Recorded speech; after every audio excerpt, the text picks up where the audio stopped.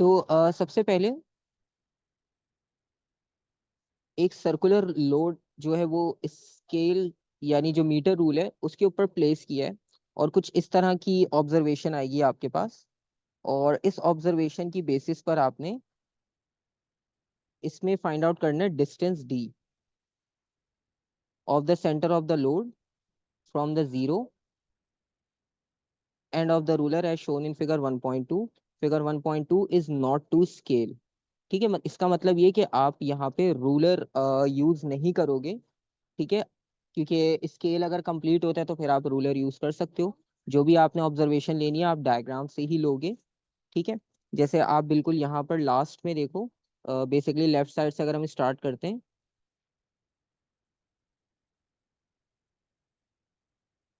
तो ये इसका लेफ्ट साइड है, और इसी तरह आप राइट साइड से देखोगे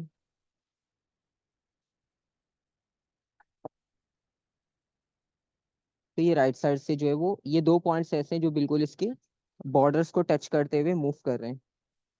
और अब आप इसकी मार्किंग देख लो लेफ्ट हैंड साइड पर, 25 और 25.5, फिर 26, फिर 26 के बाद जो है वो सिर्फ 5 डिविजन्स यहाँ पर कवर हुए हैं।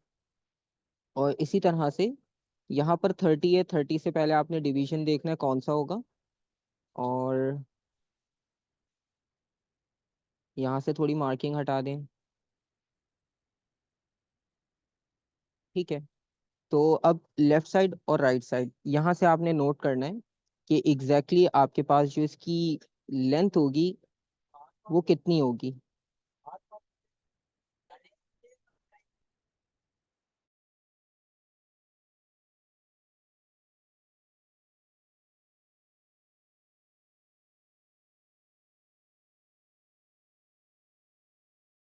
अच्छा, उन्होंने एक चीज और मेंशन की है, डिटरमाइन द डिस्टेंस डी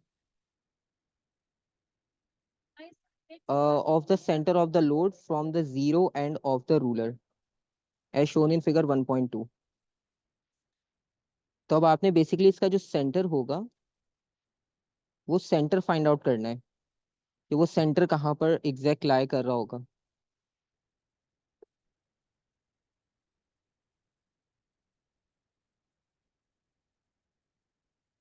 तो इसका एग्जैक्ट सेंटर आप बता सकते हो कि कहाँ पर लाई कर रहा होगा।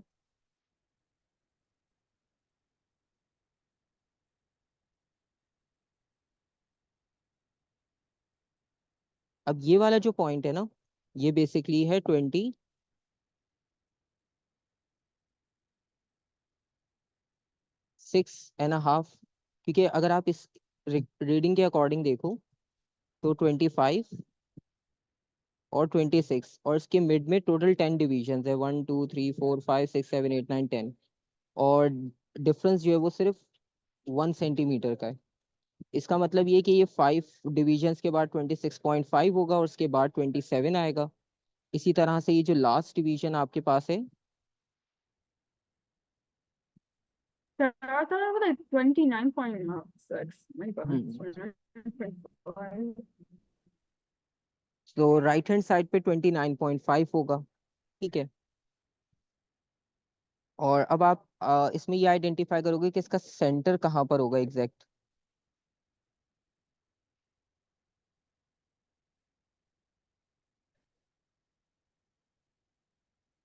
अब आपके पास लेफ्ट हैंड साइड की रीडिंग आ गई, राइट हैंड साइड की रीडिंग आ गई, आप दोनों को ऐड करो और एवरेज निकाल लो। ठीक है, आपको सेंटर की वैल्यू मिल जाएगी 28, बिल्कुल सही।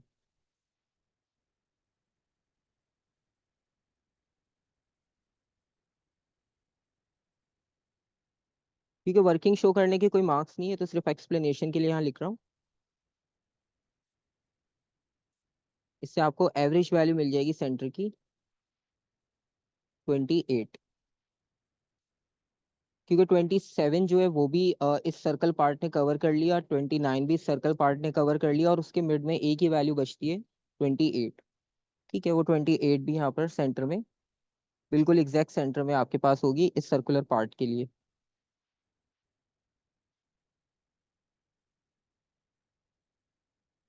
Part B, the student adjust the position of the metre rule on the pivot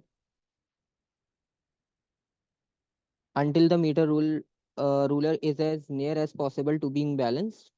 ठीक है, बेसिकली पिवट पे उसे बैलेंस किया। Describe a technique of ensuring that the ruler is near as possible to being balanced. अब metre rule में total 100 centimetres होते हैं। ठीक है, तो बेसिकली ये चीज का तो आइडिया है हमें। मीटर रूल हम उसे कहते हैं इसीलिए क्योंकि इसमें 1 मीटर एक कंप्लीट होता है।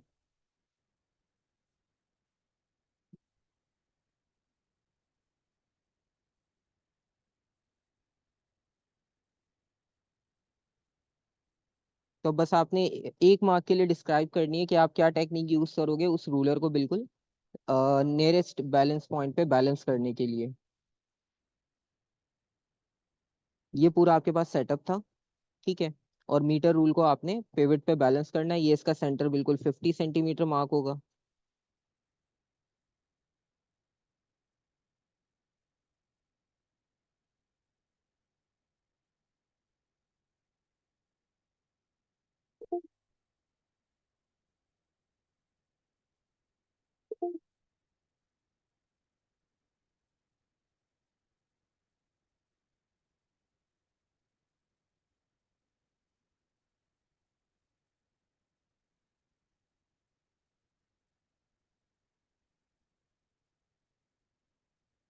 तो बेसिकली हम इसे बिल्कुल सेंटर यानी 50 सेंटीमीटर पे सेट करके देखेंगे क्योंकि वो बिल्कुल इसका मिड पॉइंट बनता है मीटर रूल का।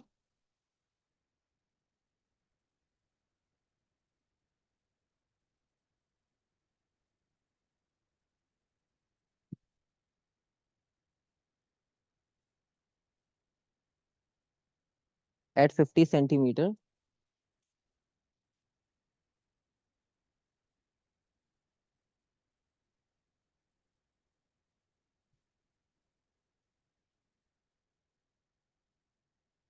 And try to balance the ruler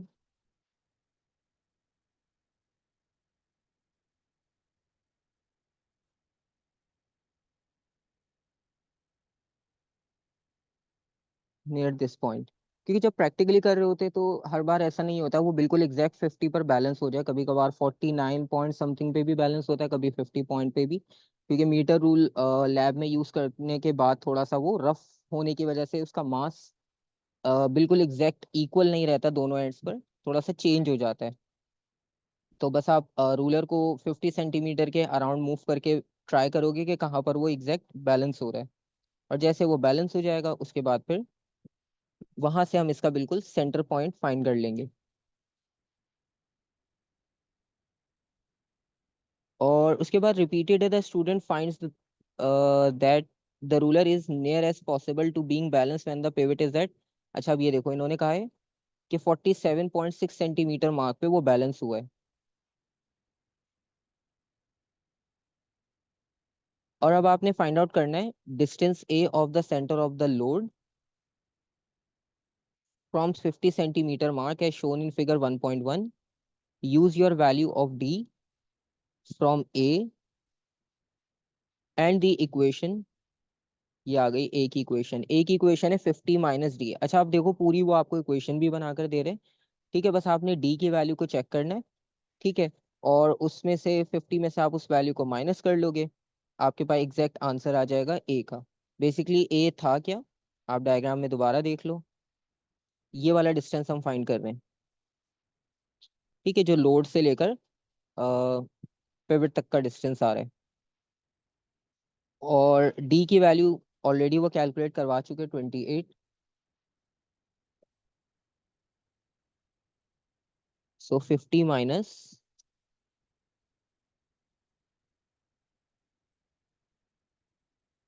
28 is equals to 22 centimetre. A की वैल्यू फाइंड आउट हो गई क्योंकि ऑलरेडी आपको इक्वेशन मिल गई थी। तो आपको खुद से सोचना भी नहीं पड़ेगा कि फाइनल इसको कैसे आपने शो करनी है वर्किंग। फिर सेकंड पार्ट है कैलकुलेट द डिस्टेंस बी।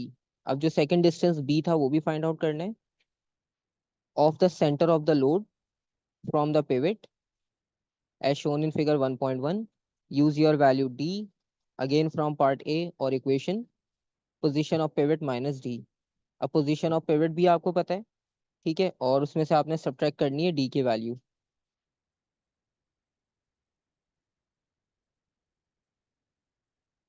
और पोजीशन ऑफ पिवट उन्होंने आपको खुद से फाइंड आउट करके दी है 47.6। ये है बेसिकली पोजीशन ऑफ पिवट।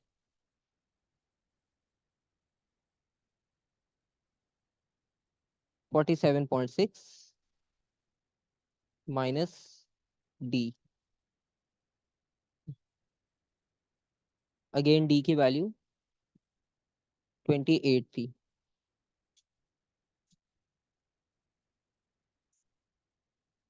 ठीक है, तो ये आपके पास 2 मार्क्स हो गए। 1 मार्क आपको सही वैल्यू आइडेंटिफाई करने के लिए दे रहे हैं कि पिवट पॉइंट की, कुछ लोग क्या करेंगे वो 50 लिख देंगे दोबारा से। ठीक है, क्योंकि उनके माइंड में ये होगा कि रूलर तो 50 पे बैलेंस होगा, हालांकि उन्होंने खुद मेंशन करके दिया कि 47.6 पे वो बैलेंस हुआ है, तो आपने भी वही वैल्यू यूज करनी है खुद से। कुछ भी इसमें थियोरेटिकल आपने अप्लाई नहीं करना। अब ग्राफिकल रिप्रेजेंटेशन होगी definitely. The student moves the load so that its center is above the 50 centimeter mark.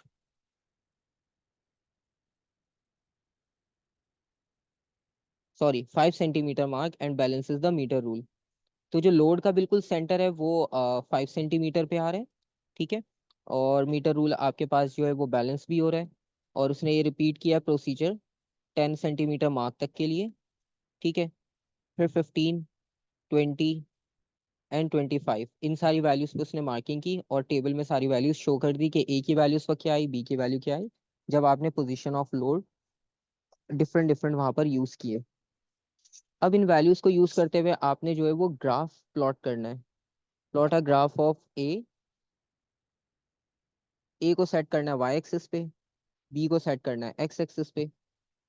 Tables आप 1.1 वाले की यूज करोगे। और 0 0 से ओरिजिन स्टार्ट करने की नीड बिल्कुल भी नहीं है। अगर आपके पास ग्राफ पेपर है अभी अवेलेबल, ठीक है, या आप अगर अरेंज कर सकते हो 1 2 मिनट में, तो आप इसे ट्राई करके देखो कि ग्राफिकल रिप्रेजेंटेशन आपके पास कैसी बनती है। वैल्यूज में आपको शो कर देता हूँ। और ग्राफ आपके पास कुछ इस तरह का है, 1 2 3 4। 4.5 बॉक्सेस आपके पास वर्टिकल हैं, 1 2 3 4 5, 5.5 बॉक्स हॉरिजॉन्टल में अवेलेबल है।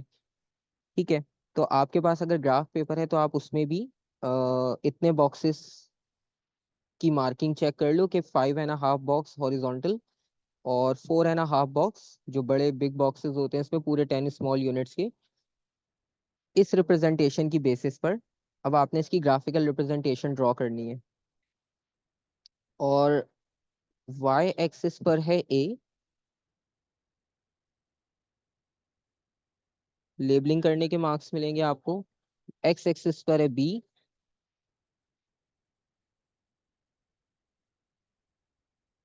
सेंटीमीटर में। ठीक है, और इसे हम थोड़ा सा लास्ट में लिख देते हैं ताकि वैल्यूज।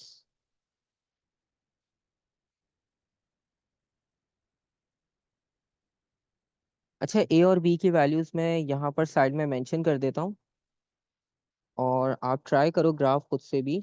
ए की वैल्यूज जो है वो 45, 40, 35, 30, 25। ये सारी वैल्यूज ए के लिए सेंटीमीटर्स में,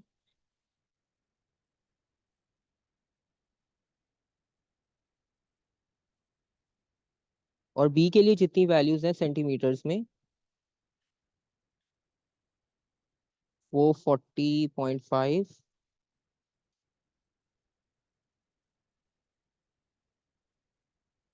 35.2, 31.5,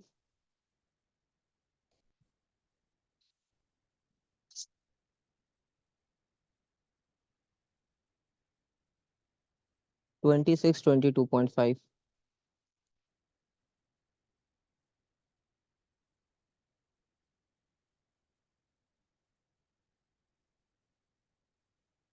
ये सब कंप्लीट रिप्रेजेंटेशन आ गई। और अब आपने जो है वो उस ग्राफिकल रिप्रेजेंटेशन को इस पे फिट करना है।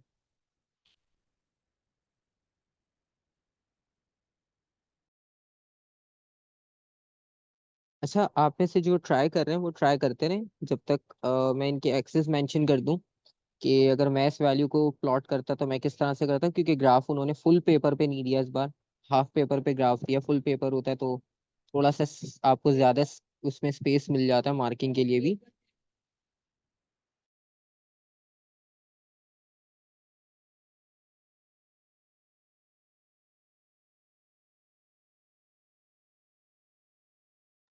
एक्स एक्सेस से स्टार्ट कर रहा हूँ मैं 20 से, क्योंकि उसकी रीडिंग 25 से स्टार्ट हो रही है। 20, 25, 30,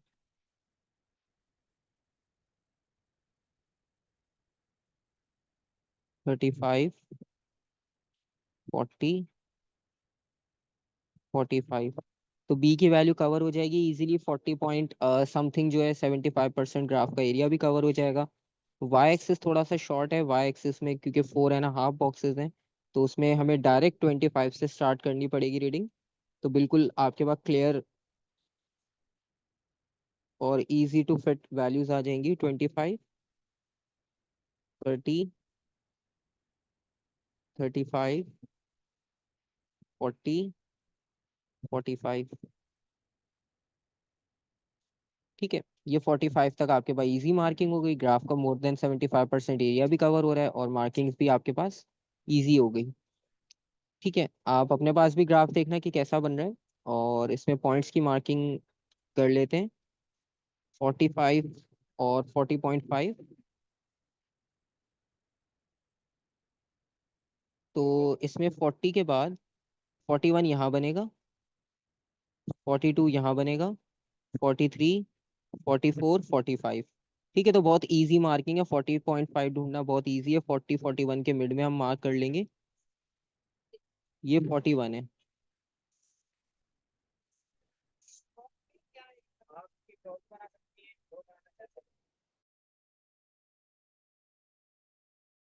सेकंड पॉइंट हम देखें तो अच्छा सॉरी, ये 45 पर था, इसको ऊपर कर देते शिफ्ट।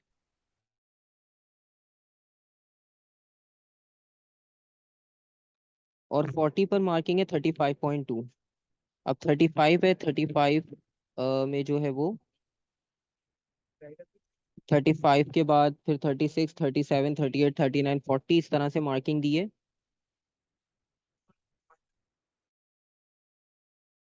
सो 35.2 का मतलब है कि वो 35 के क्लोज है, 31, 36 से दूर है, तो मतलब ये 35 के बहुत क्लोज क्लोज आप मार्क कर दोगे 40 पे रहते हुए।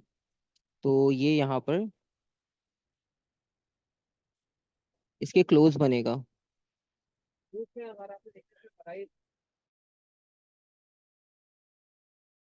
फिर थर्ड पॉइंट है 35 पे 31.5।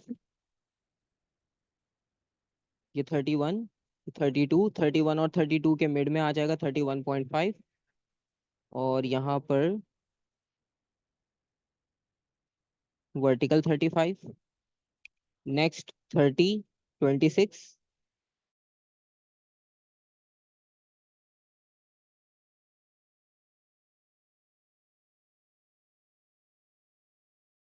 30, 26 आ गया, और लास्ट में 25, 22.5, 21, 22, 23।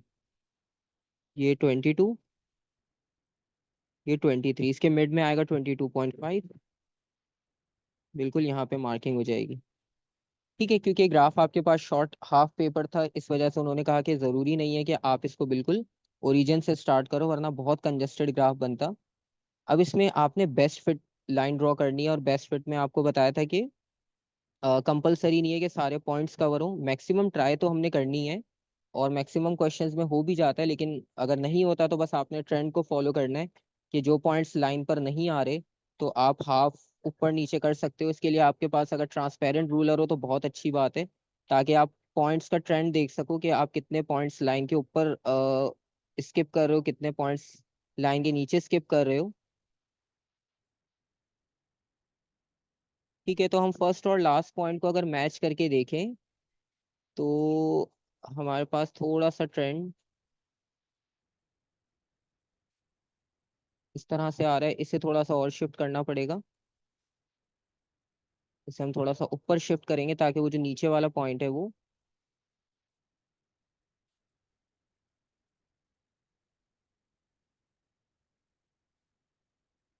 ठीक है, ये और भी ऊपर शिफ्ट हो सकता है आपके पास, क्योंकि मैं ज़रा वो स्क्रीन पे मार्क कर रहा हूँ तो पेंसिल से बहुत क्लियरली मार्क हो जाएगा स्केल के साथ।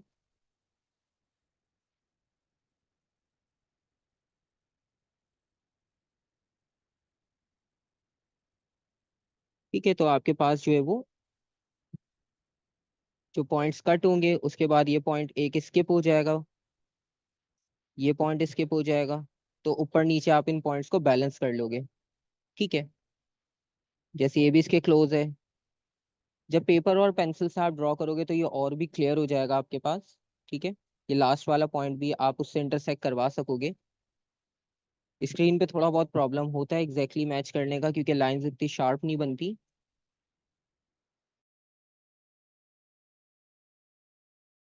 लेकिन एटलीस्ट आपको ग्राफ का ट्रेंड पता चल जाएगा कि इसी के क्लोज क्लोज चल रहा है। ठीक है, ये हो गया आपके पास ग्राफिकल रिप्रेजेंटेशन का पार्ट। और नेक्स्ट फिर आपने ग्रेडियंट निकालना है। अब आपने देखा हर ग्राफ में ये पैटर्न सेम है कि ग्रेडियंट आपसे लाजमी पूछते हैं, और ग्राफ पे ग्रेडियंट को क्लियरली शो करना है कि आपने कौन कौन सी इंफॉर्मेशन यूज की है वैल्यूज फाइंड आउट करने के लिए।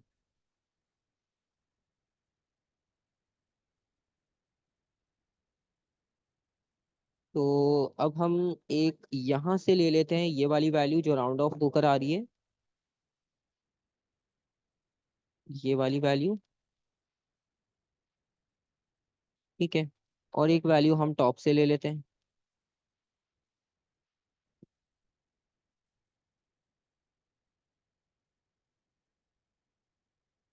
ये दो वैल्यूज हम कंसिडर कर रहे हैं, और इन दोनों वैल्यूज के साथ हम इसका ग्रेडियंट फाइंड कर लेंगे।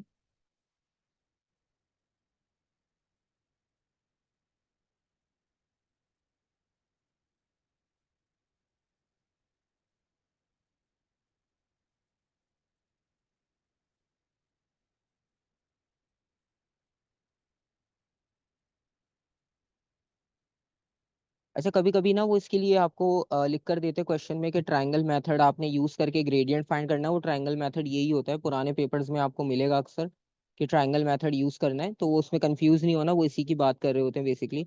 इसमें तो उन्होंने बस ये लिखा ना, show clearly how you obtain the necessary information.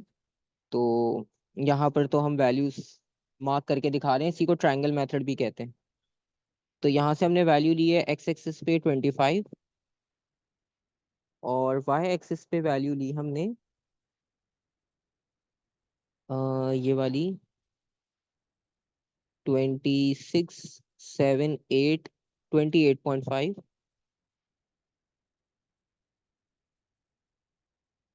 यहाँ पर देखें एक्स पर 40 आ रही है, और वाई एक्सिस पर 44.5।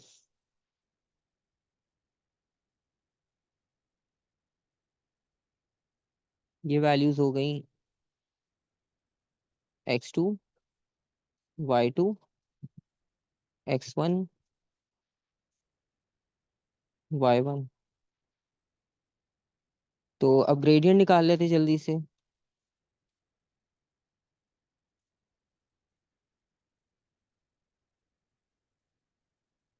एक बार खुद से भी एक पेपर आप लोग ट्राई करना, क्योंकि टाइम का भी इसमें थोड़ा सा आपने ध्यान रखना होगा कि ग्राफ में आप इतना ज़्यादा टाइम ना लगाओ। वैसे वो 4 मार्क का है, बाकी में तो डायरेक्ट डायरेक्ट वैल्यूज होती है तो वो पार्ट जल्दी हो जाते हैं। अगर ग्राफ का क्वेश्चन आता भी है तो आप ग्राफ का क्वेश्चन लास्ट में भी कर सकते हो, पहले आप बाकी कंप्लीट कर लो।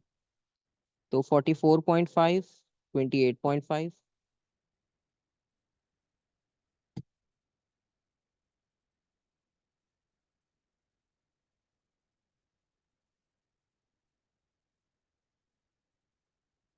40, 25।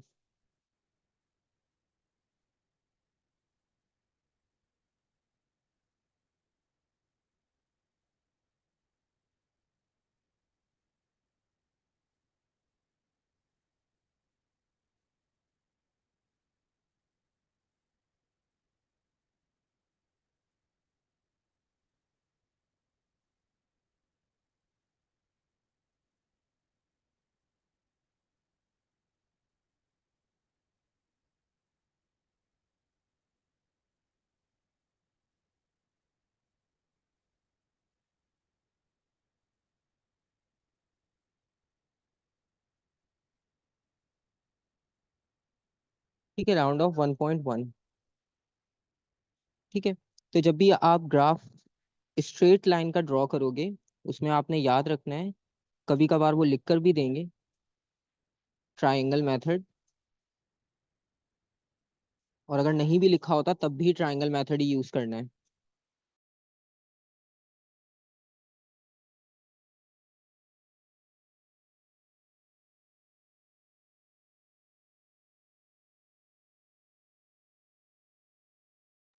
और फाइनल आंसर 2 और 3 सिग्निफिकेंट फिगर्स में आप दे सकते हो, तो ये भी आपके पास अलाउ है। आप 1.06 लिख दो, 1.1 लिख दो, दोनों चीजें सही है, आपकी चॉइस है, आप जिस तरह से भी फाइनल आंसर लिखना चाहो। ठीक है, ये हो गया इसका ग्राफ वाला पोर्शन। अब हम बाकी देखते हैं।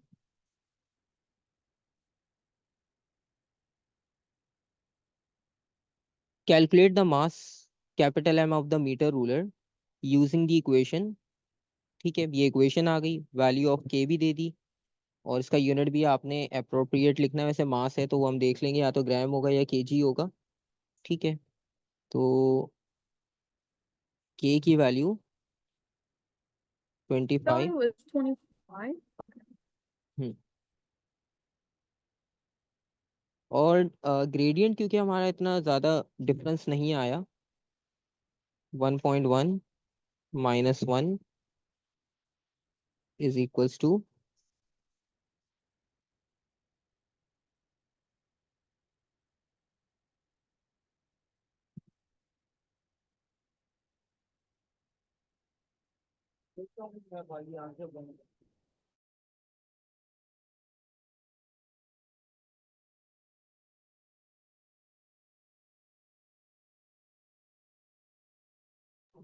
तो ये आपके पास इसका मास हो जाएगा फाइनल बॉडी का, और ग्राम में ही इसका यूनिट होगा, क्योंकि के की वैल्यू भी ग्राम्स में गिवन है, तो कोई कन्वर्जन तो हमने की नहीं है, तो इसका मास भी ग्राम्स में ही होगा।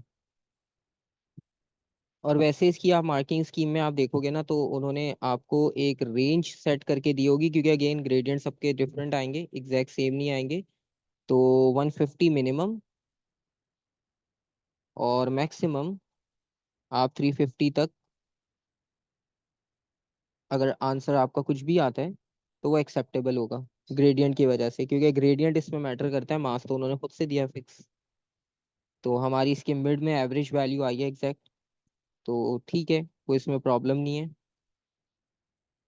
फिर लास्ट पार्ट है, the accuracy of the result obtained by this procedure depends on the meter ruler without a load balancing with the pivot at 50 centimeter mark. A student finds that this does not happen. इसका मतलब है ruler जो है वो without load 50 centimetre पे set नहीं हो रहा था, एग्जैक्टली उसका सेंटर नहीं आ रहा था।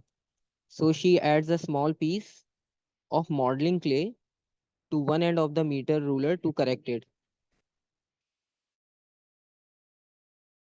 ठीक है, तो बेसिकली वही वाली बात आ गई कि रूलर आपके पास लैब में यूज करने की वजह से वो बिल्कुल एग्जैक्टली इक्वल नहीं होता दोनों तरफ से। तो जो मॉडलिंग क्ले है वो एक जगह पे स्टिक कर दी, ताकि वो बिल्कुल 50 पे बैलेंस हो जाए, क्योंकि वो मॉडलिंग क्ले उसके साथ स्टिक रहेगी, तो वो भी मीटर रूलर का पार्ट बन जाएगी। ठीक है, next, suggest if this is a suitable range for this experiment, sorry, suitable change, explain your answer। तो ये चेंज आपके पास जो है वो सही रहेगा या नहीं, ये आपने अब बताना है। इसका हिंट जो है ना वो आपको पार्ट डी में मिल जाएगा।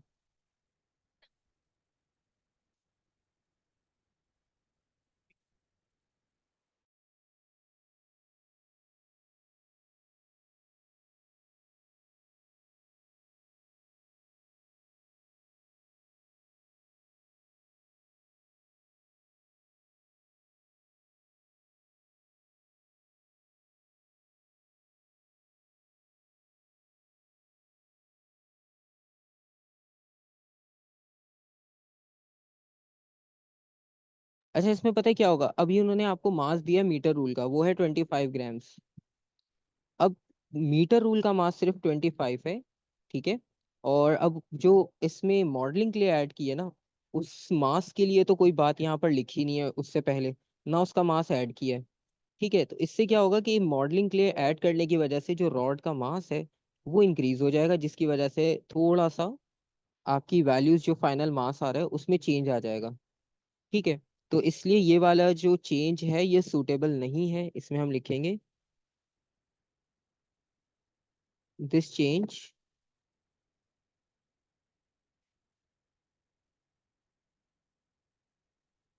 Is not suitable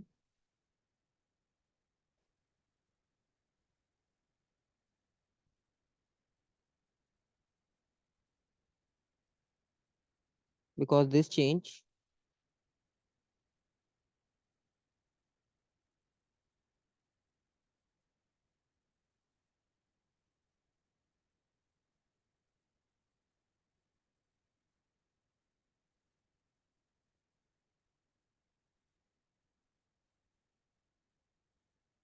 mass of the ruler।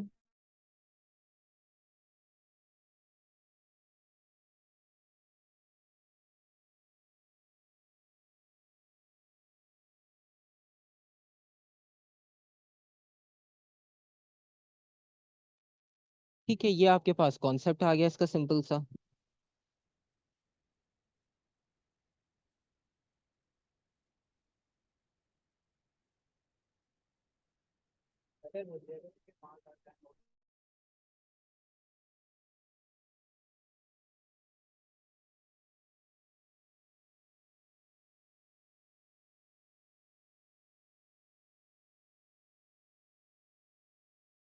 ठीक है, ये वाला आपके पास फर्स्ट पार्ट हो गया। और आपके पास ना सजेशंस भी जब वो इस तरह से पूछते हैं तो उसमें हिंट आपके पास ना क्वेश्चन में गिवन ही होती है। ठीक है,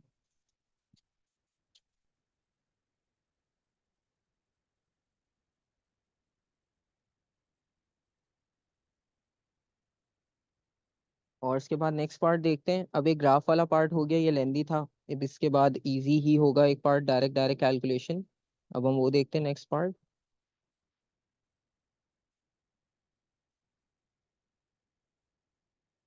ठीक है, इलेक्ट्रिसिटी है। इलेक्ट्रिसिटी देखते हैं अब।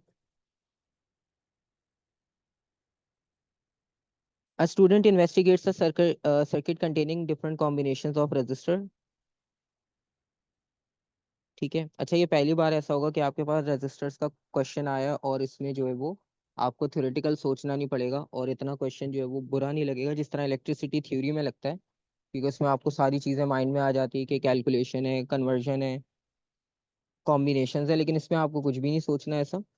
ठीक है, सर्किट उन्होंने आपको खुद से दिया। ठीक है, तीनों कॉम्बिनेशंस में लगे हुए हैं रेजिस्टर्स, और एमीटर भी लगा हुआ है और एक स्विच भी लगा हुआ है, दो पॉइंट्स दिए हैं पी एंड क्यू। ठीक है, बाकी देखते हैं कि इसका यूज कैसे होगा। अच्छा, on figure 2.1, draw a volt meter connected to measure the potential difference V for terminals P and Q। ठीक है, वैसे इन्होंने इसमें वोल्ट मीटर वाला पार्ट भी बहुत इजी दिया है, क्योंकि टर्मिनल्स बनाकर दे दिए। ठीक है, टर्मिनल्स बनाने से क्या होगा कि आपको ऑटोमेटिक पता चल गया कि वोल्ट मीटर तो वैसे ही पैरेलल में लगता है। ठीक है, तो तीनों रेजिस्टर्स कंबाइन हो जाएंगे। कंबाइन होने की वजह से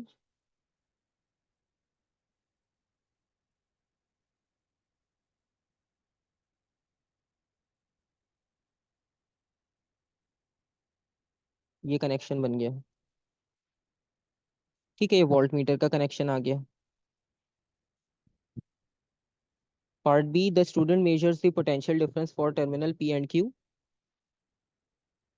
and measures the current I in the circuit। The meters are shown in figure 2.2 and 2.3।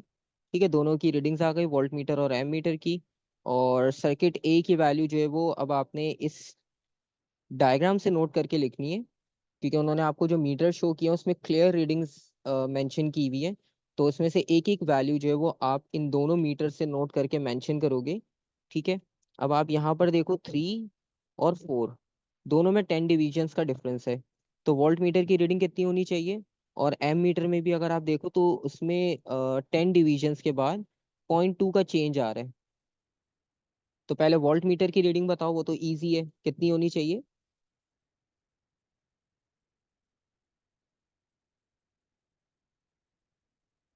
3 point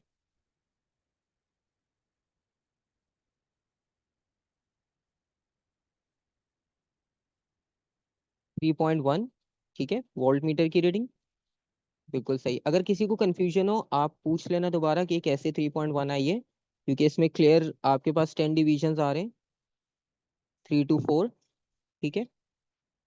तो अगर आप 3 to 4 आप ऐसे चेक कर लिया करो, 4 - 3 किया और ये टोटल 10 डिविजन्स में आ रहा है, इसका मतलब है 1/10। इसका मतलब एक सिंगल डिवीजन 0.1 के इक्वल है। तो 3 के बाद 3.1, 3.2, 3.3, 3.4, ठीक है, कोई बात नहीं। और उसके बाद फिर इसी तरह से हम सेम देखेंगे एम मीटर के लिए। एम मीटर में अब थोड़ा सा उन्होंने वेरिएशन दिया है, और वो भी इतना मुश्किल नहीं है। ये जो सेंटर में कैपिटल लाइन है थोड़ी सी, ये 0.1 की है, क्योंकि 0 और 0 के मिड में आ रही है, 0.1 है।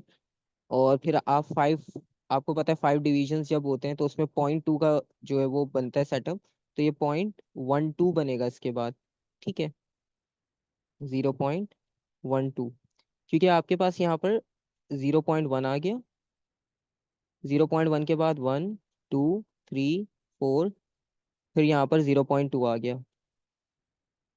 तो अब इसके मिड में अगेन वही बात है, आप माइनस करके और डिवाइड बाय डिविजन्स करके देख लो, 0.2 - 0.1, ये वैल्यू का चेंज, डिवाइडेड बाय डिविजन्स कितने, टोटल 5 डिविजन्स, ठीक है। तो आपके पास 0.02 आंसर आएगा। तो एक डिवीजन 0.02 का है, सिंपल। और अब आपने इनकी रेजिस्टेंस निकालनी है, उसके लिए फॉर्मूला भी वो आपको खुद से देंगे, ठीक है। आपने थ्योरी वाला अप्लाई नहीं करना, मोस्ट प्रोबेबली वही फॉर्मूला होता है, लेकिन फिर भी आप एक बार चेक कर लेना। कभी कभार वो एक्सपेरिमेंट में आपने देखा था वेरिएशन करते हैं और फॉर्मूला ऐसा देते हैं जो थ्योरी में नहीं था, ठीक है। और अभी उन्होंने ऊपर फॉर्मूला नहीं दिया और रेजिस्टेंस के बारे में भी कुछ नहीं कहा अभी तक। फिर उसके बाद एक सर्किट बी है, student connects the resistors between terminals P and Q.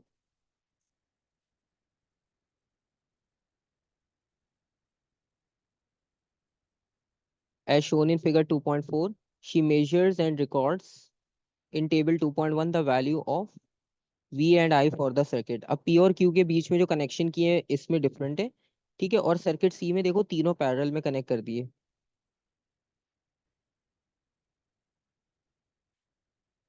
ठीक है। तो कनेक्शंस बिल्कुल डिफरेंट है दोनों में। अब यहाँ पर अब इन्होंने फॉर्मूला दिया है, फॉर्मूला वही दिया है, ठीक है। तो आपको कंफर्म हो गई ये बात। और अब दोबारा से आपने जाना है टेबल 2.1 में और उस टेबल को कंप्लीट करना है, तो उसे हम कंप्लीट कर लेते हैं। रेजिस्टर का वही फॉर्मूला यूज करना है, V/I, ठीक है। और V/I के साथ आप इसकी वैल्यूज फिल कर लोगे इसमें।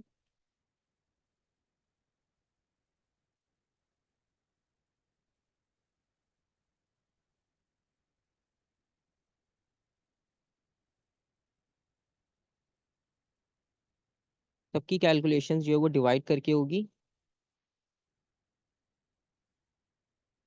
V/I।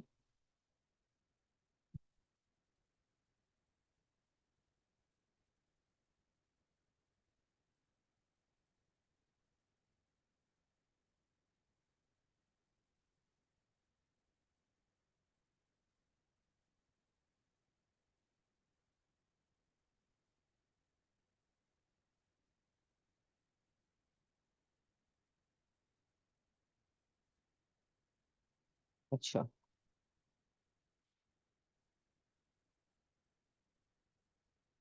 अच्छा, यूनिट्स भी ऐड करने हैं, यूनिट्स वहाँ पे मिसिंग थे, यूनिट्स भी ऐड कर देते हैं, ठीक है। इसका V होगा, इसका एम्पेयर होगा, इसका ओम्स होगा।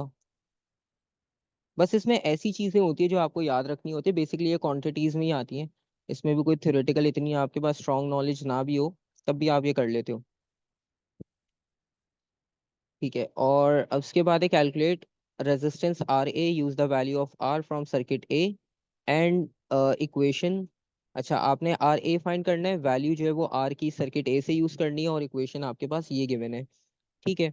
RA = R/3, सर्किट ए। सर्किट ए ये वाला था, सबसे पहले वाला सर्किट। ठीक है, अब इसमें जो हमारे पास रेजिस्टेंस की वैल्यू आई है, ठीक है, वो ये लिखी हुई, देखो यहाँ पे सारे सर्किट्स मेंशन है क्लियरली। ए सर्किट की रेजिस्टेंस लेंगे 25.8, और 25.8 की वैल्यू लेने के बाद अब आप इसे डिवाइड करोगे 3 से, जो कि लिखा हुआ था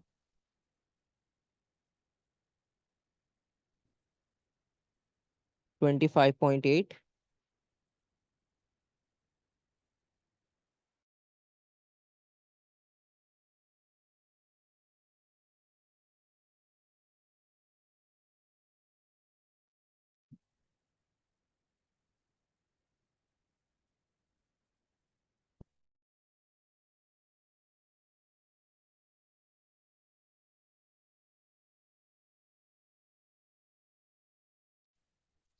और इसको डिवाइड कर लेंगे, डिवाइड करने के बाद आंसर आ जाएगा 8.6।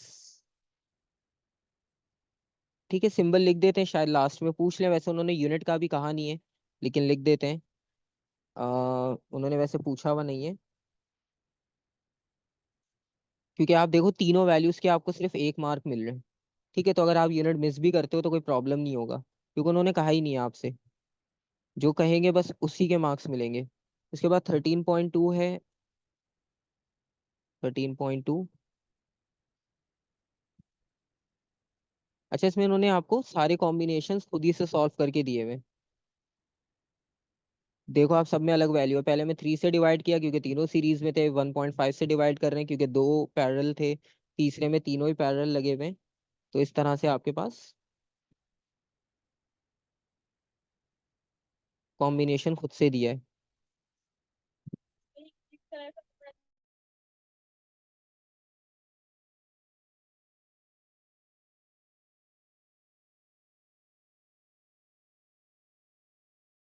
3.02 लास्ट वैल्यू।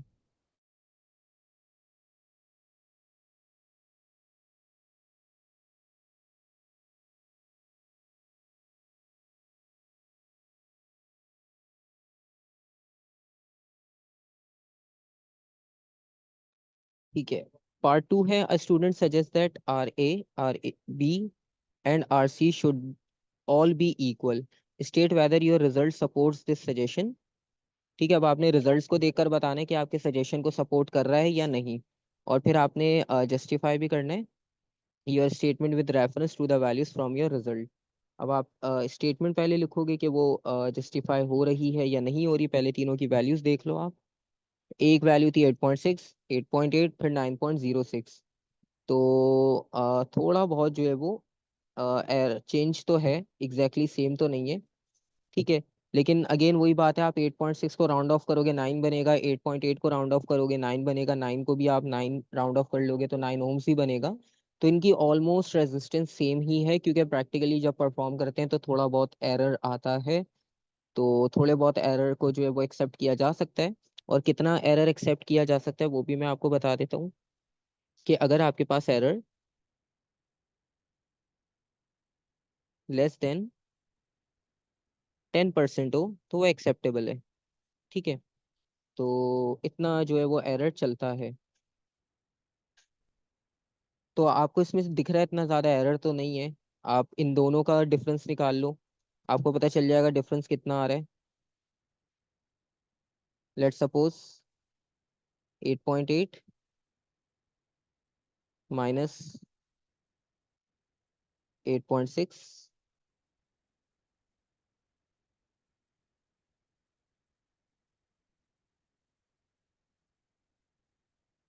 ठीक है, तो इससे आपको एक एरर का आइडिया हो जाएगा कि इसमें कितना परसेंट एरर है। वो आपको वैसे भी देखकर आइडिया हो रहा है कि इसमें 10% एरर तो नहीं होगा। फिर भी अगर आपने क्लैरिफाई करना हो अपने उसमें, तो आप कर सकते हो सिर्फ कैलकुलेटर करके उसको।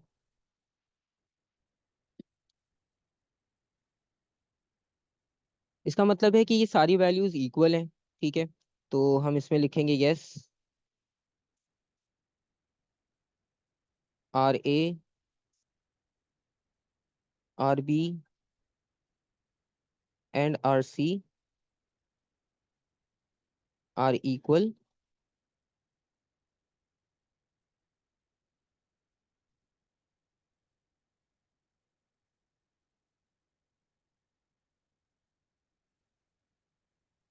because the difference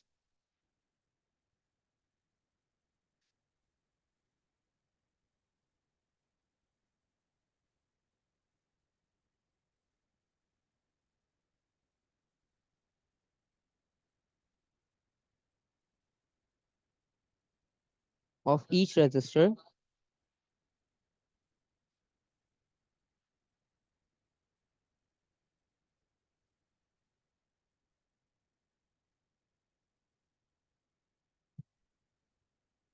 is very small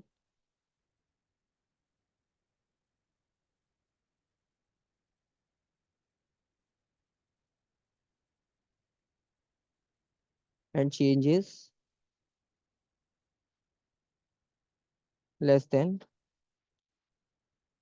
10%। ठीक है, तो ये आपके पास इसकी एक्सप्लेनेशन हो गई। Oh, okay.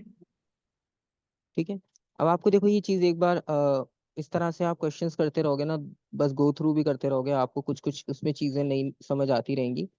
ठीक है, तो बस ये होता है थोड़ा बहुत, वरना आप इसको डायरेक्टली ऐसे भी लिख सकते हो कि इनका डिफरेंस बहुत शॉर्ट है, ये बहुत एक दूसरे के क्लोज हैं, तो आप ये भी लिख दोगे तो उस पर भी मार्क मिल जाएगा। अगर आप 10% वाला एरर नहीं भी लिखते, वो सिर्फ इसलिए बता दिए कि थोड़ा सा आपको और पॉइंट्स पता चल जाए कि हाँ हम ये भी लिख सकते हैं। ठीक है,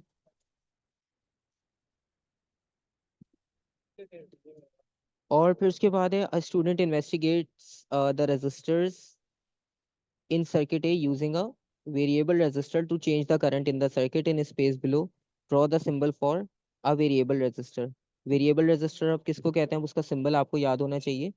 ठीक है, वो सारे आपके पास सिलेबस में भी गिवन है सारे सिंबल्स, और जिस तरह से हमने डायग्राम्स वगैरह भी बनाई है थ्योरी में, उनमें भी होता है। थर्मिस्टर का सिंबल आपको याद होगा, वो तो थर्मिस्टर के लिए होता है, लेकिन वेरिएबल रेजिस्टर के लिए हम क्या करते हैं कि रेजिस्टर बनाएंगे सिंपल,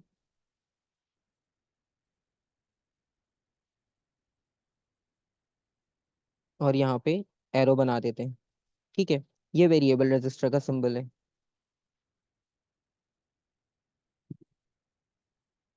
और last part, suggest one advantage of using a variable resistor to change the current in the circuit. एक एडवांटेज आपने बताना है वेरिएबल रजिस्टर का, कि जिससे हम अगर करंट चेंज कर रहे हैं सर्किट में तो उससे आपको क्या एडवांटेज मिल रहा है। मतलब हम वेरिएबल रजिस्टर नहीं लगाते, हम फिक्स रजिस्टर बारी बारी चेंज करते रहते। ठीक है, तो वो भी पॉसिबल था, लेकिन वेरिएबल लगाने से आपको कैसा क्या एडवांटेज मिल रहा है।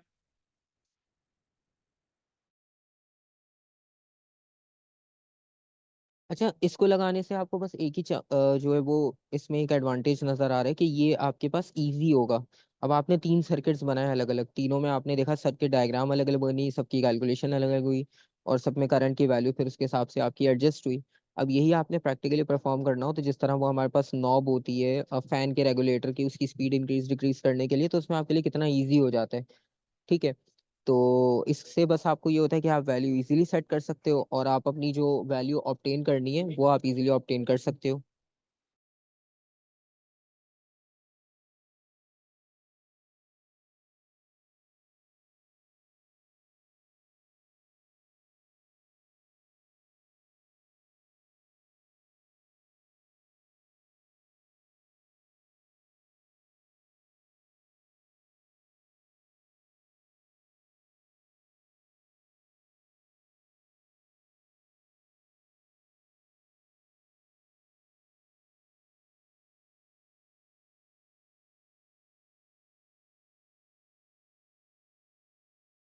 जिस तरह आपने देखा है कार और बाइक्स की हम एग्जांपल लेते हैं, तो उसमें हमारे पास जो एक्सेलेरेटर होता है उससे हम अपनी वैल्यू इजीली सेट कर सकते हैं।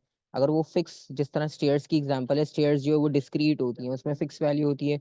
स्लोप कंटिन्यूस होता है, स्लोप पे आप कहीं भी फुट रख सकते हो, इजीली वॉक कर सकते हो, लेकिन स्टेयर्स पे फिक्स पोजिशंस होती हैं, उनके अलावा आप कहीं और जो है वो स्टेप अपना नहीं प्लेस कर सकते। तो ये हो गए आपके पास इसके 2 क्वेश्चंस। लाइट का क्वेश्चन है, अगेन रिपीटेड, सेम वही लेंस का सेटअप दिया है, क्योंकि लाइट में 95% जो है वो यही सेटअप दिया गया है। इसके अलावा अगर कुछ होता भी है तो वो रिफ्लेक्शन और उसकी डायग्राम्स होती हैं, अदरवाइज यही क्वेश्चन होता है। अच्छा, इसमें दोबारा से आप फोकल लेंथ फाइंड आउट करनी है। कल हमने जो प्लानिंग वाला क्वेश्चन किया था उसमें भी फोकल लेंथ फाइंड आउट करनी थी। ठीक है, बस उसमें ये था कि वो प्लानिंग था, उसमें स्टेप्स लिखने थे। यहाँ पर जो है वो उन्होंने आपको खुद से वर्किंग शो की है। ठीक है, तो और ये आपको बहुत जो है ना वो रिपीटेड मिल जाएगा। ये अक्टूबर नवंबर 23 का हमने कल किया था। ये उसी में जो है वो एक्सपेरिमेंट वाला क्वेश्चन दिया था, सेम वही दिया हुआ इन्होंने। तो सबसे पहला पार्ट है the student setup the apparatus shown in figure 3.1 suggest one precaution that must be taken when setting up the apparatus to ensure accurate measurements। तो अगर आपने बिल्कुल एक्यूरेट मेजरमेंट्स करनी है तो आपको किस प्रिकॉशन का जो है वो सबसे पहले ध्यान रखना होगा।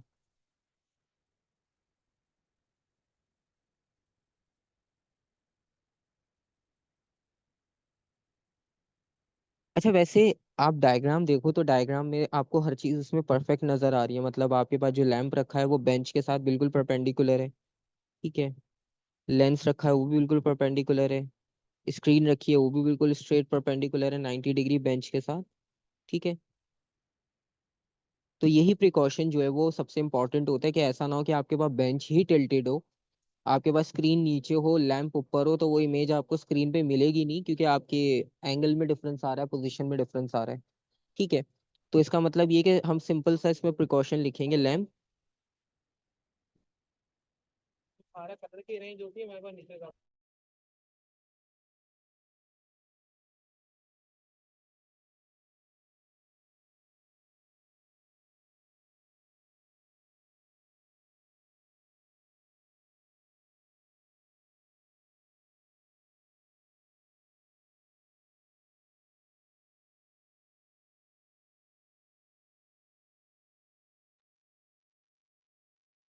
सेम लाइन पे हो,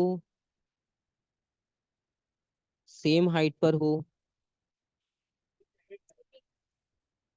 या बेंच के साथ परपेंडिकुलर हो, कुछ भी लिख सकते हो इनमें से एक। ये मैंने तीन अलग पॉइंट्स लिखे हैं बेसिकली, आप कोई भी एक लिख सकते हो।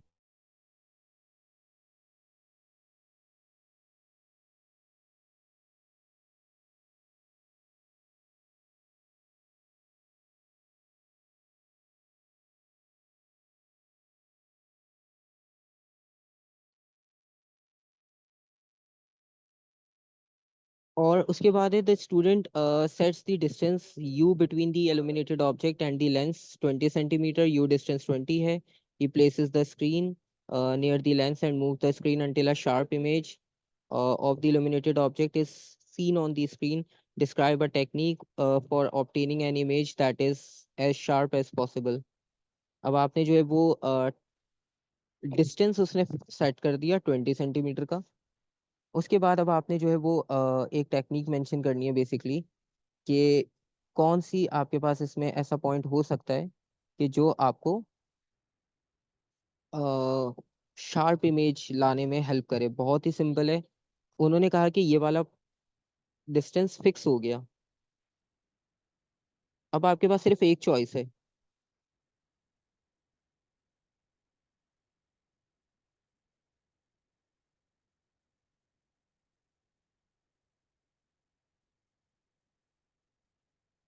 ये पॉइंट आपके पास मूवेबल है V1। इसका मतलब है आप स्क्रीन को मूव कर सकते हो, लेंस को और ऑब्जेक्ट को नहीं कर सकते, क्योंकि डेफिनेटली उसका डिस्टेंस फिक्स हो चुका है। उन्हें हम कहीं भी मूव नहीं कर सकते। स्क्रीन को हम मूव करेंगे और बिल्कुल शार्प इमेज अपनी स्क्रीन पे सेट करेंगे।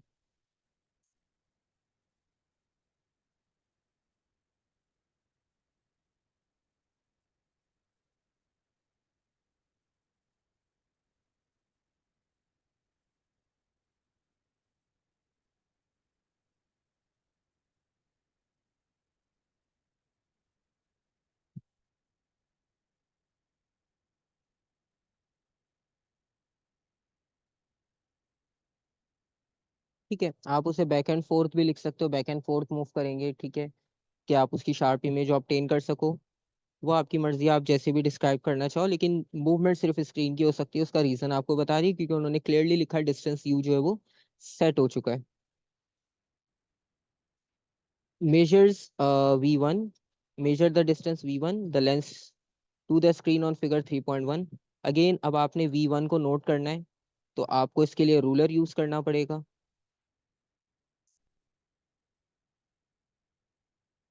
ठीक है, आप यहाँ पे रूलर यूज करोगे, V1 को मेजर कर लोगे सेंटीमीटर्स में। ठीक है, मैं डायरेक्ट वैल्यू लिख रहा हूँ क्योंकि स्क्रीन पर again zoom in zoom out में डिस्टेंस डिफरेंट आएगा। तो रूलर से आपको मेजर करना आता है, उसमें कोई प्रॉब्लम नहीं है। 8 सेंटीमीटर इसकी लेंथ बनेगी। ठीक है, अब वो कह रहे हैं figure 3.1 is drawn 1/10 of the scale. Again वही वाली बात, क्योंकि पेपर पे हम इतनी बड़ी डायग्राम बना नहीं सकते, तो अब आपने इसकी एक्चुअल डिस्टेंस लिखनी है, यानी ये जो हमारा डिस्टेंस था ये 10 टाइम्स छोटा है। इसे हम जब एक्चुअल करेंगे ये 10 टाइम्स इंक्रीज हो जाएगा। इसका एक्चुअल डिस्टेंस 80 सेंटीमीटर होगा। ठीक है, तो आप लाइट में एक चीज देख रहे हो कि कॉन्स्टेंटली आपके पास एक पैटर्न रिपीटेड ही चल रहा है। या तो मेजरमेंट्स दे रहे हैं आपको, अदरवाइज लेंसेस। फिर इसकी जो इमेज बनी है वो इन्वर्टेड है। इमेज आपके पास HI से जो है वो रिप्रेजेंट की है इन्होंने, और हाइट ऑफ ऑब्जेक्ट यहाँ पे HO से रिप्रेजेंट की है। अब इसमें भी वो शायद मेजरमेंट्स ही करवाएंगे।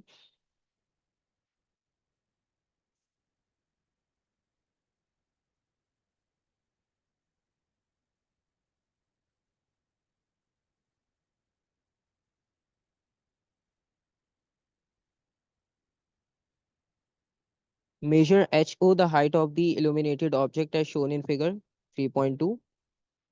ठीक है, HO आपने नोट करना है। HO अगेन आप रूलर से मेजर कर लोगे।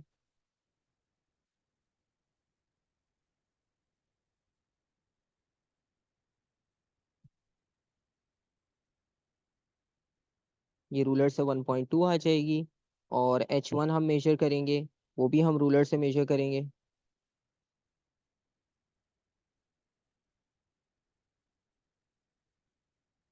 इसमें तो किसी को कंफ्यूजन नहीं होगी क्योंकि रूलर तो बेसिक सबको ही यूज करना आता है, इसलिए मैं डायरेक्ट वैल्यूज लिख रहा हूँ इनकी, मेजर्ड वैल्यू।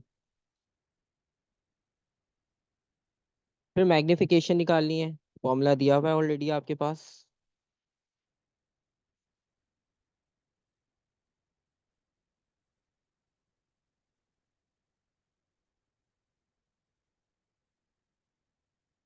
और इन दोनों को डिवाइड कर लेंगे।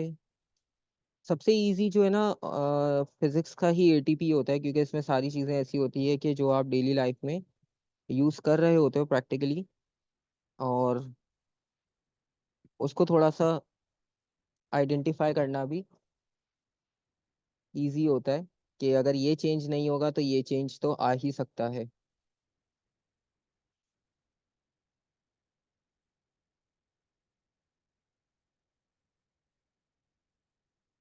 नेक्स्ट पार्ट देखते हैं अब इसका।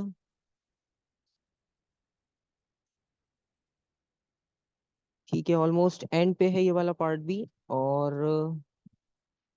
फिर एक और इक्वेशन दी है उन्होंने, calculate the value F1 for the focal length of the lens, use your values from B part 2, C part 2 and the equation this one।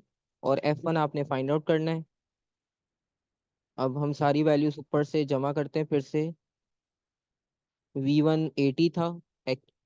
ठीक है, अब ये 80 वाला यूज करना है या 8 वाला यूज करना है, अब ये आपको पता है कि डायग्राम यूज की जा रही है पेपर की पे। ठीक है, तो सारी मेजरमेंट्स जो है वो पेपर की ली गई हैं, तो हम पेपर वाली ही लेंथ यूज करेंगे। 80 यूज नहीं करनी है आपने, क्योंकि वो एक्चुअल है। अगर आप वो यूज करोगे फिर सबकी लेंथ का एक्चुअल वैल्यू आपको पता होनी चाहिए। तो इस वजह से आपने ये चीज़ों का थोड़ा सा ध्यान रखना होता है कि वो आपको कौन से पार्ट को रेफर कर रहे हैं, इसलिए वो खुद ही क्लियर कर देते हैं B part 2। ठीक है, अब उन्होंने B part 2 कहा है, तो आप B part 2 में देख लो। एक में V1 सेंटीमीटर्स में, और उसके बाद एक 80 में उन्होंने जो है वो मेजर करवाई है आपसे। ठीक है, तो अब यहाँ पर आपने देखना है कि कौन सी वैल्यू आपके पास बेस्ट सूटेबल होगी यूज करने के लिए। और बाकी वैल्यूज के साथ भी आप कंपेयर कर सकते हो। अच्छा, अब इसमें यहाँ पर देखो, यहाँ पर क्लियरली लिखा हुआ है shown full size in figure 3.2 and 3.3। इसका मतलब ये है कि ये वाली जो रीडिंग्स आपको शो की है यहाँ पे डायग्राम में, ये एग्जैक्ट एक्चुअल है। ये भी एक्चुअल है, ये भी एक्चुअल है। ठीक है। तो जब कोई आपको ऐसा डाउट आए ना, तो आप जो पार्ट्स उन्होंने रेफर किए हैं उनको एक बार क्रॉस चेक कर लो। ये क्वेश्चन करते हुए माइंड में नहीं रहती बात कि क्या ऊपर सॉल्व किया हमने, क्योंकि हम डायरेक्ट आंसर की तरफ अप्रोच कर रहे होते हैं। तो यहाँ पे क्लियरली लिखा हुआ फुल साइज। तो फुल साइज का मतलब है एक्चुअल साइज लिया यहाँ पर। तो इसका मतलब है हमें भी रीडिंग्स एक्चुअल ही लेनी चाहिए। तो हम यहाँ पे एक्चुअल रीडिंग 80 ले लेंगे। मैग्निफिकेशन 4 है, +1।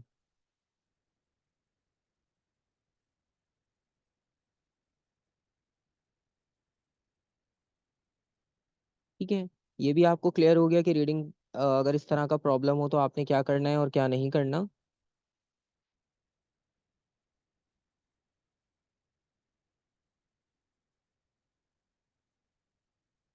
अब इसमें आपने एक डिफिकल्टी बतानी है।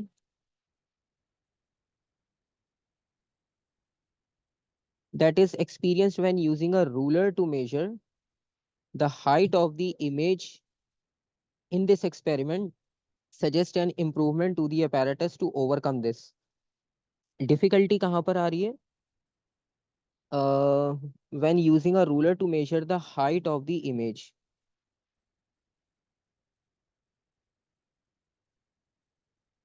अच्छा, अब इसमें प्रॉब्लम ये आएगा। डायग्राम पे जाते हैं। अब इमेज बनेगी यहाँ पर स्क्रीन पर।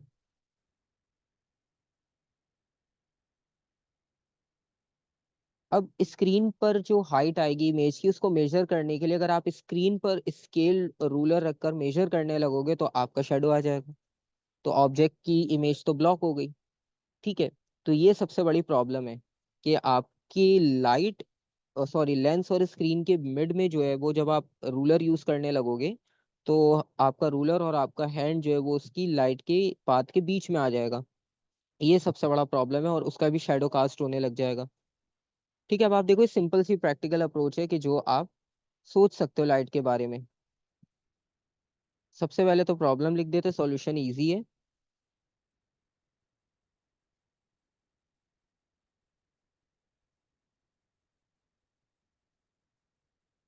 Hand and ruler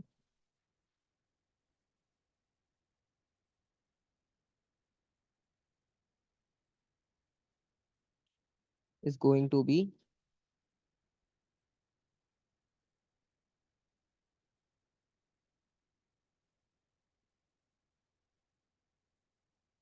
in the path of light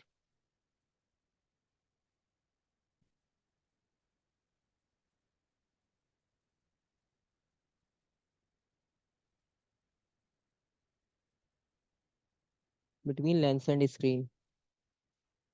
solution आपके पास अगर कोई है, आप मेंशन करना चाहो।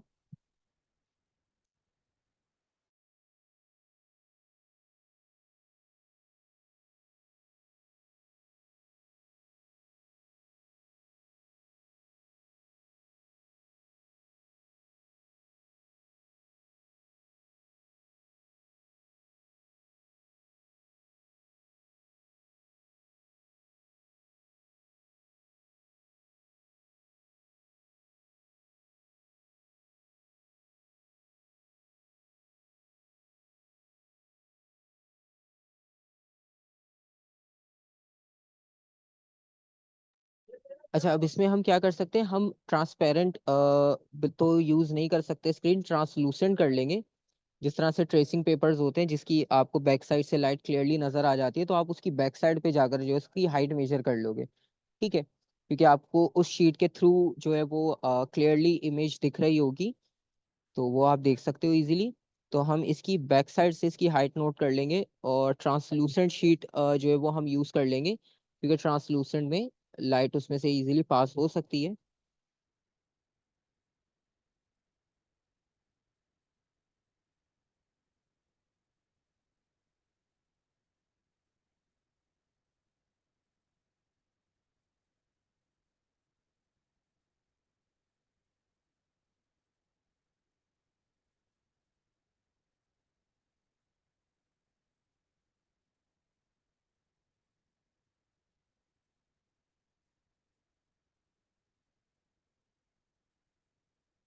and record or measure from the back of paper.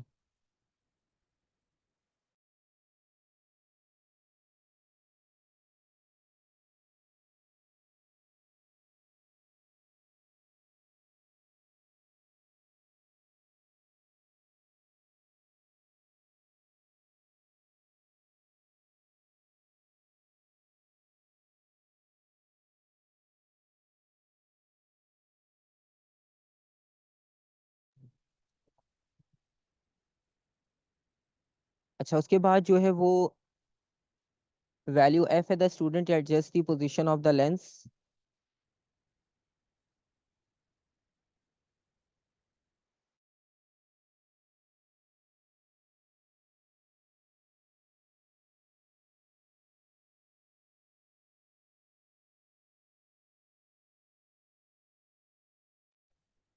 And a new value V2। अच्छा, V2 की वैल्यू आ गई, अब न्यू डिस्टेंस आ गया। ठीक है, पहले हमने V1 फाइंड आउट किया था, अब एक नया डिस्टेंस आ गया। सेकंड वैल्यू है F2 की, और फोकल लेंथ है, इक्वेशन आ गई दूसरी।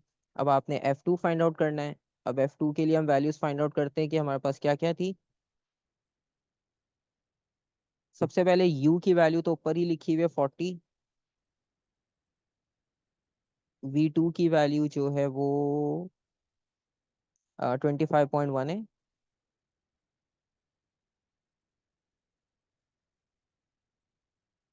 और U प्लस V2, U दोबारा से 40।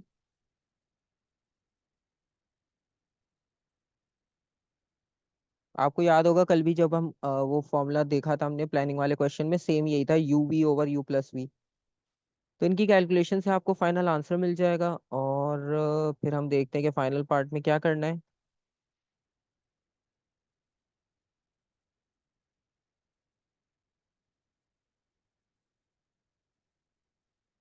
फिर से सजेस्ट करना है आपने, which value of focal length F1 and F2 might be more accurate, explain your answer. अब ये फोकल लेंथ आई है 15.4, और ये आई है 16। तो आपको क्या लगता है कि कौन सी वैल्यू ज़्यादा एक्यूरेट है?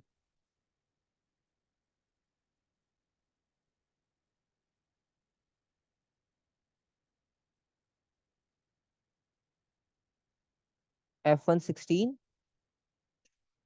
F2 15.4।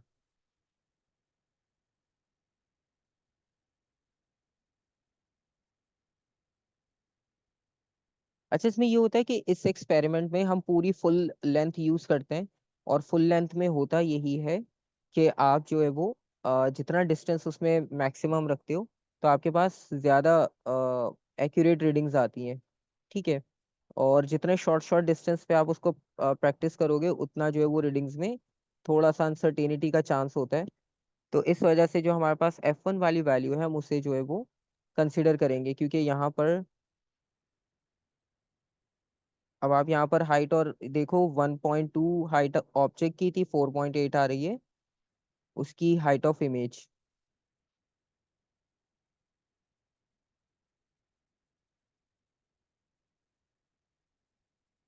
तो यहाँ पर हमारे पास जो है वो F1 को ज़्यादा एक्यूरेसी देंगे हम, क्योंकि लॉन्ग लेंस पे इजी होता है आपके पास मेजर करना। क्योंकि जब आप पूरा फुल प्रैक्टिकल परफॉर्म कर रहे होगे, अगर आप उसमें बहुत क्लोज क्लोज रखोगे ना, तो फिर रीडिंग नोट करने में भी प्रॉब्लम होता है, क्योंकि आपके पास रीडिंग्स इतनी क्लोज, इतनी कंजेस्टेड हो जाती है, वो इतना क्लैरिफाई नहीं होता। F1 इज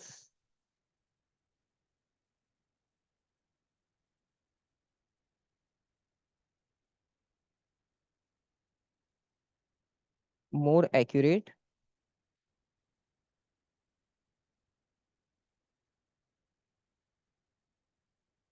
स्मॉल वैल्यूज और रीडिंग्स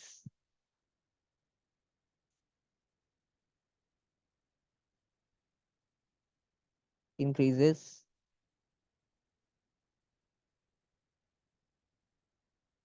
uncertainty। वरना आप ये भी लिख सकते हो कि U और V की लेंथ मेजर करना ना मुश्किल हो जाता है, क्योंकि रूलर होता है, अगर बहुत छोटी लेंथ होगी फिर रूलर को आप इतना प्रिसाइजली उसको यूज नहीं कर पाओगे बेंच पर प्रैक्टिकली, क्योंकि हमने तो प्रैक्टिकली सोचना है ना इसके बारे में, थियोरेटिकली नहीं।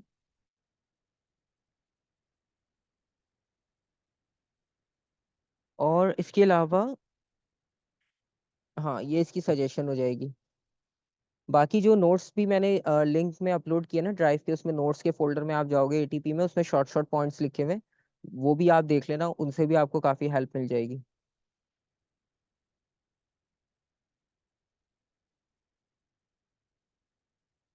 लास्ट क्वेश्चन देखते हैं प्लानिंग वाला।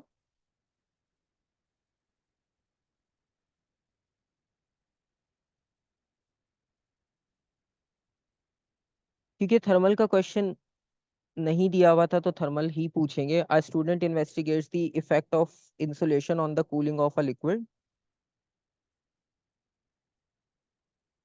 इंसुलेशन का इफेक्ट देखना है कूलिंग पर, कि इंसुलेशन यूज करने से कूलिंग पे कितना इफेक्ट होता है, वो बेसिकली हमारा मेन पर्पस है इसमें। और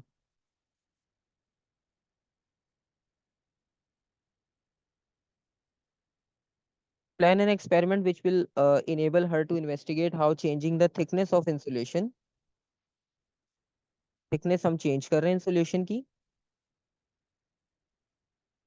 surrounding a beaker effects the rate of cooling of hot water in the beaker. जिस तरह नॉर्मली होता है ना कि प्लास्टिक बॉटल हम यूज करते हैं उसके साथ हम कपड़ा जो है वो इस तरह का यूज करते हैं ताकि वो थोड़े टाइम जो है वो उसकी कोल्डनेस मेंटेन रह सके, तो हम ऐसा इंसुलेटर उसके साथ यूज करते हैं। जिस तरह वाटर कूलर्स में भी आपने देखा है कि उन वाटर कूलर्स में भी थर्मोपोल इंटरनल उसके स्ट्रक्चर में यूज किया जाता है, तो वो भी इंसुलेटर होता है। ठीक है, तो वो इंसुलेशन जो है वो यूज की जा रही होती है।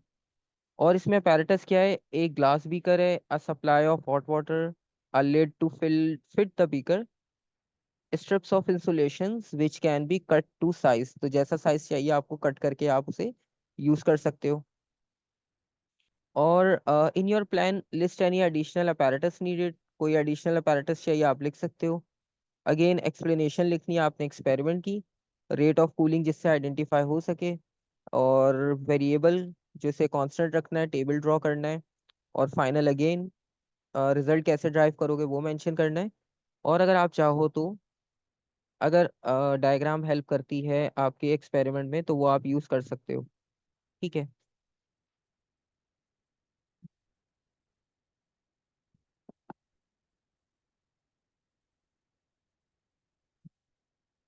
अच्छा, इसमें क्या होगा कि हमारे पास सबसे पहले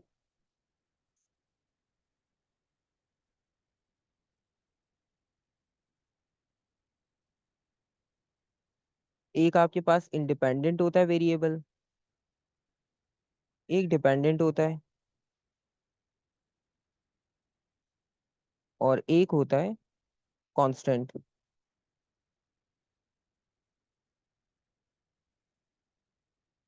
जिस तरह हम थ्योरी में करते थे ना ग्राफ बनाते हुए, टाइम को हम इंडिपेंडेंट कहते थे, क्योंकि टाइम किसी पे डिपेंड नहीं करता, उस पे सब जो है वो सब डिपेंड कर रहे होते हैं।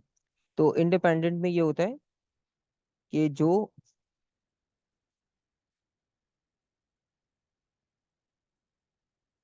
आप चेंज करोगे तो उस चेंज की वजह से इस पे इफेक्ट आएगा डिपेंडेंट पे। जैसे आप टाइम इंक्रीज करते जाओ तो आपको टेम्परेचर में चेंज मिलता जाएगा, तो टेम्परेचर टाइम पे डिपेंड कर रहा है, तो टाइम इंडिपेंडेंट और टेम्परेचर डिपेंडेंट। और कांस्टेंट क्या होगा कि कोई भी एक चीज़ आप उसमें कांस्टेंट रख सकते हो, जैसे मटेरियल कांस्टेंट रख लिया आपने, या कोई भी उसमें वॉल्यूम हो गया वाटर का, कुछ भी आप इसमें कांस्टेंट वैल्यू रख सकते हो जो चेंज नहीं हो रही।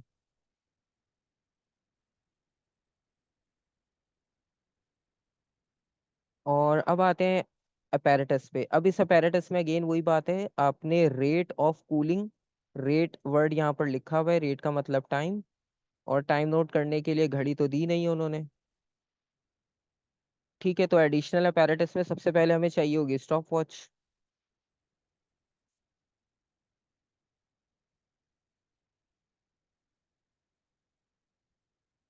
उसके अलावा थर्मामीटर। अब आप देखो कल जो क्वेश्चन कर रहे थे उसमें भी एडिशनल अपैरेटस यही दो थे।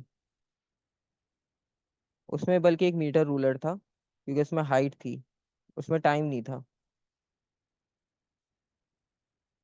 ठीक है, थर्मामीटर आ गया एडिशनल। फिर आपने ब्रीफली एक्सपेरिमेंट को एक्सप्लेन करना है।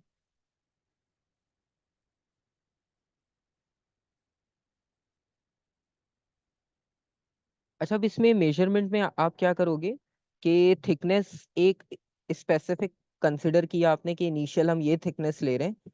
ठीक है, फिर उसका इनिशियल और फाइनल टेम्परेचर नोट करेंगे और उसका टाइम नोट करेंगे कि कितने टाइम में ये चेंज आ रहा है। ठीक है, तो एक्सप्लेनेशन में आ जाएगा आपके पास part two, method.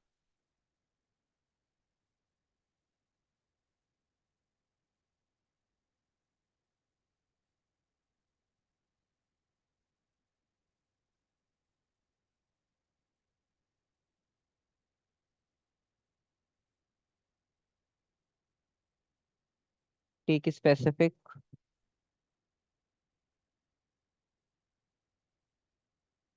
Thickness of insulation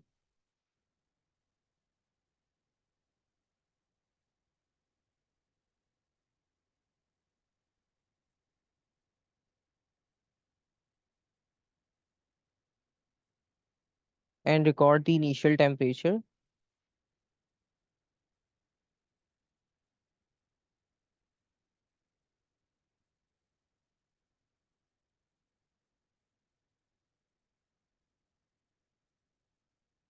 of water.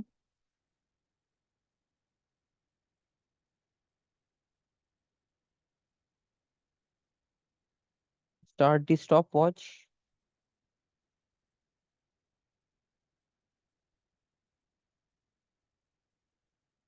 To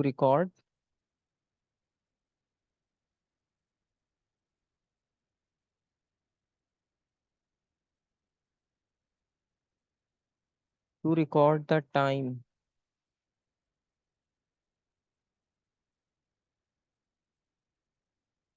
taken till final temperature. तो जो भी आपने रेट ऑफ कूलिंग रखा है उस तक पहुंचने के लिए जितना भी टाइम रिक्वायर्ड है वो टाइम नोट कर लेंगे। ठीक है, और उसके बाद फिर ये कि डिफरेंट थिकनेस आप लोगे, डिफरेंट थिकनेस यूज करके, और इस प्रोसीजर को रिपीट भी करोगे आप।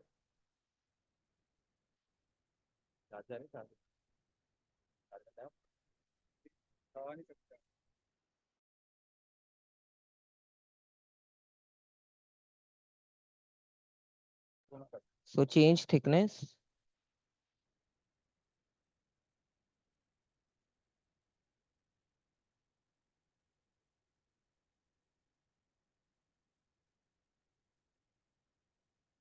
Repeat the experiment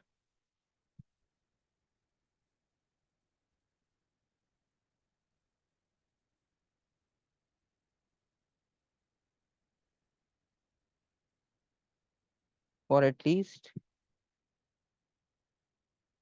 5 sets of reading.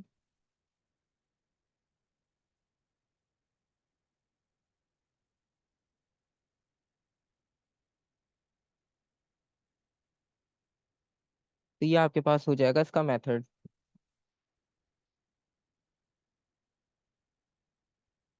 अच्छा, इसमें अब जो कांस्टेंट रखना था ना, ठीक है, कांस्टेंट हम रखेंगे वॉल्यूम, क्योंकि हमने थिकनेस चेंज की है ना, तो थिकनेस तो वेरिएबल हो गई, तो वो तो कांस्टेंट नहीं है, लेकिन हम वॉल्यूम जो है वाटर का वो कांस्टेंट रखेंगे।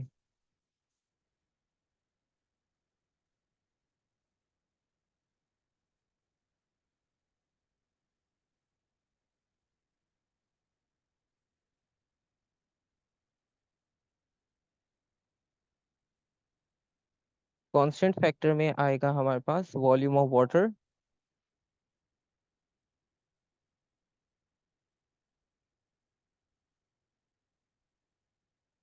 और इनिशियल टेम्परेचर, क्योंकि मेन पर्पस थिकनेस का है।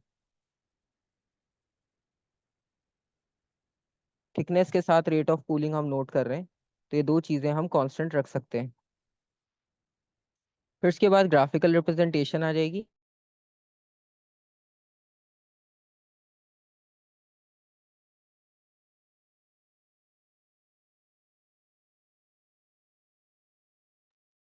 और फाइनल पार्ट टेबल शो करना है। टेबल में वैल्यूज लिख देते हैं और फिर रिजल्ट बताते हैं कि ये कैसे ड्राइव होगा फाइनल। तो टेबल में अब हमारे पास वैल्यूज आ जाएंगी।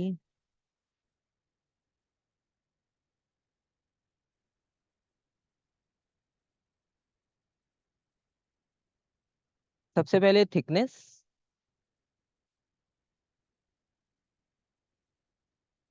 क्योंकि मेन थिकनेस का रोल है इस पूरे एक्सपेरिमेंट में, सेंटीमीटर में। ठीक है, टाइम आएगा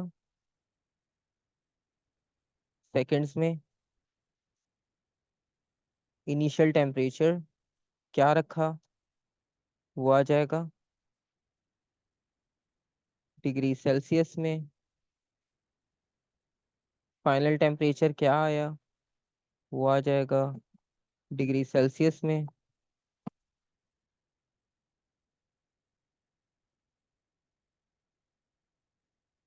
और फिर इनका डिफरेंस आ जाएगा कि फाइनल आपके पास चेंज कितना आया।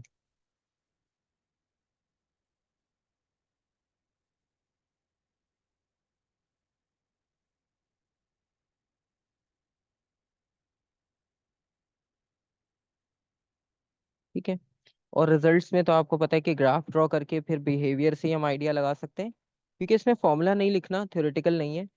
और फॉर्मूला कोई हमें पता भी नहीं है कि जिससे हम बता सकें कि क्या चीज़ उसमें चेंज आएगी।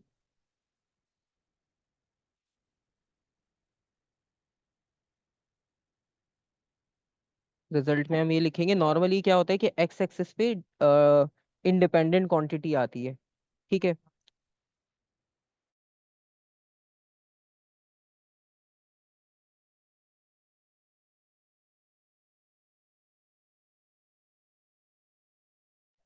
तो बेसिकली होता है कि नॉर्मली हम मैथ्स में भी ये करते हैं, ग्राफ में भी हम ये करते थे, टाइम को एक्स पे रखने का मतलब ये होता है वो इंडिपेंडेंट होता है। ठीक है, तो plot a graph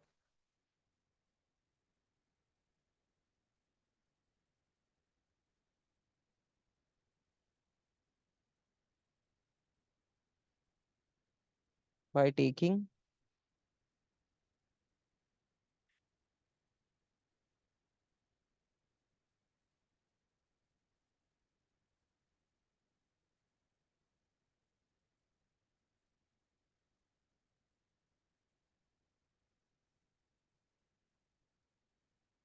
independent quantity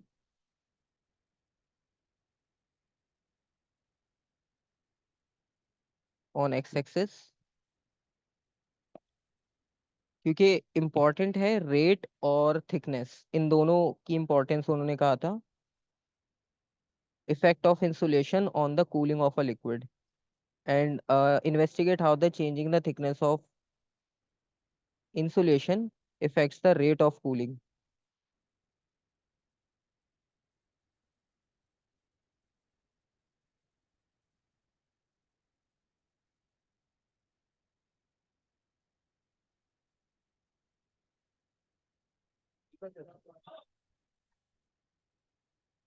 And dependent quantity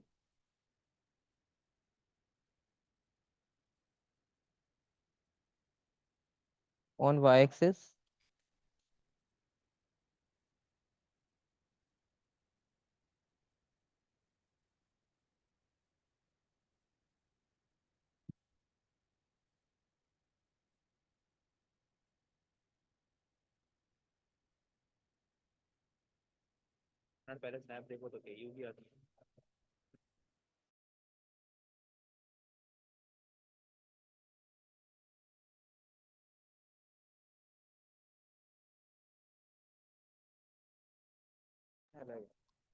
ठीक है, ये आपके पास हो गया पूरा क्वेश्चन।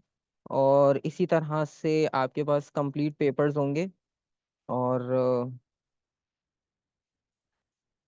बाकी पेपर्स की भी इसी तरह से आप प्रैक्टिस कर लेना। अब ये है कि आप गो थ्रू भी कर सकते हो। ठीक है, तो फिर आपको आइडिया हो जाएगा, काफ़ी चीज़ों का तो आइडिया हो गया होगा आपको। और बाकी ये है कि आप एक बार खुद भी देख लोगे क्वेश्चंस, जो डाउट्स हों आप मुझे बता देना, फिर वो भी डिस्कस कर लेंगे। अभी हमारे पास कल का भी दिन है, कल भी हम और प्रैक्टिस कर लेंगे क्वेश्चंस की। ये लेटेस्ट पेपर था इसलिए पहले ये सॉल्व कर लिया, और इससे आपको ये आइडिया हो गया कि कुछ ऐसा डिफिकल्ट नहीं है कि जो आपके पास आपको आता ना हो। ठीक है,